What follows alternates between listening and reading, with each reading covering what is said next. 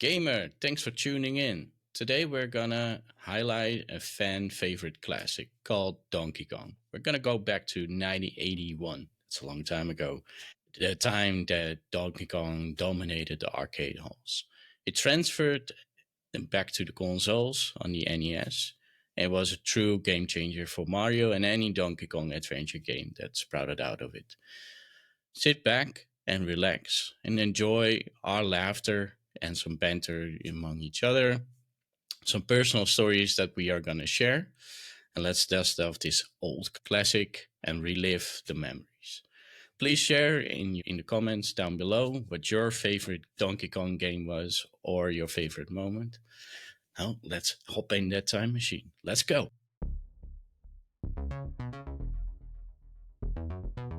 Donkey Kong, and I'm talking about the arcade version, the retro one, the one with Mario, or Jumper Guy as it's been called back then, had to climb up some stairs, walk around, jump across some barrels that were thrown by a gigantic ape called Donkey Kong.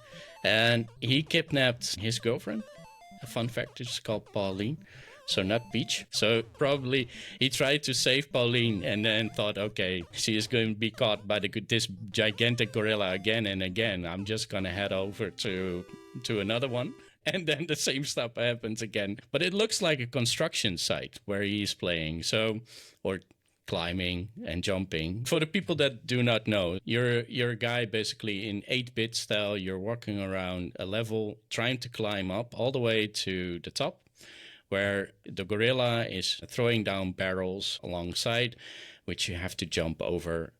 And this is actually quite interesting because there's a hammer, 1 or 2 hammers that you can pick. And once you pick them, you change in some sort of God mode, like everything is in reverse.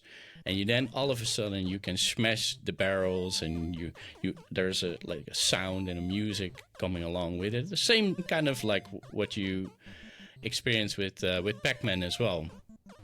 Well, it's the same if you're looking at Mario in the future. It's basically grabbing a star. Grabbing a star. Yeah. Well, my question: did you ever play it in an arcade?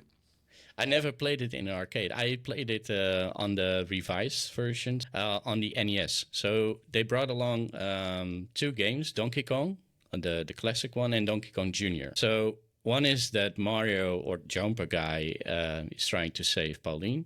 And then once Mario captured the gorilla, then his son is trying to rescue Donkey Kong.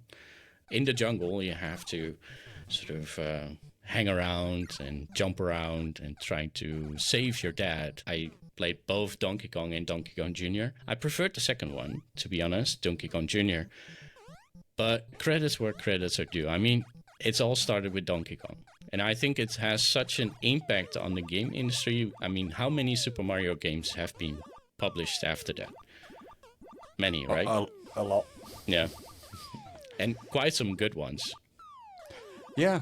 The thing is, thinking back, I did play it on the NES. So I did play the normal Donkey Kong. I didn't play the Donkey Kong Jr. one though. Yeah, it was a good game. And I think that, especially in the arcade, it was just something that nobody saw coming. And it was quite fun. It was also quite popular. For some reason, we enjoyed those games because it's quite repetitive constantly. But we enjoyed those games. There were just 4 types of levels that kept on repeating. We only had 2 buttons. You could only do that. You cannot basically do much, right? I mean, you could move, you could climb, you could go up and down. And you could jump, but that was about it. But still, if I were to play it again, I would have fun. And that's not with a lot of games. There were some good games that were published in that moment in time. But if you were to play them again, you would like, sorry.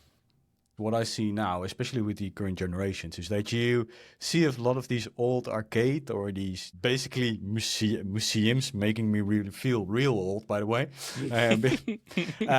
where you actually can play those games, where they have those arcade versions. I find that really funny as well, is that they're bringing it back, and then a lot of young people as well, are actually having a lot of fun with those old games because they are quite simple, but they are fun in sense.